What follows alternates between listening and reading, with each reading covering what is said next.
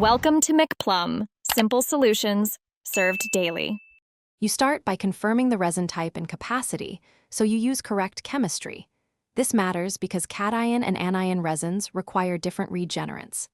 Next, wet and rinse the resin with deionized water to remove fines and ensure pH stability.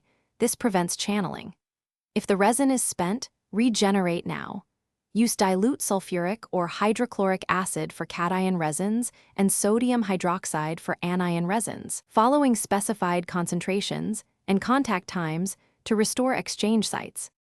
You will pack the resin bed evenly, tapping gently to eliminate air pockets. Uneven packing causes channeling and reduces efficiency. Once packed, start flow slowly to establish steady contact time. Maintain the flow rate specified by the manufacturer so exchange kinetics reach equilibrium. Monitor conductivity and pH at the outlet and watch pressure drop across the bed.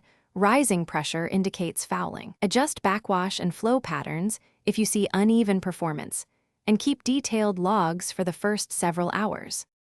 You finish by backwashing to expand and reclassify the bed, then apply the correct regenerant at designed concentration and contact time. Follow with a slow rinse until conductivity stabilizes and pH is acceptable. Make sure to neutralize and dispose of spent regenerant legally and safely.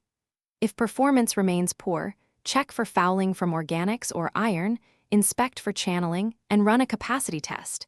If fouling is present, consider chemical cleaning or replacing the resin to restore proper exchange capacity.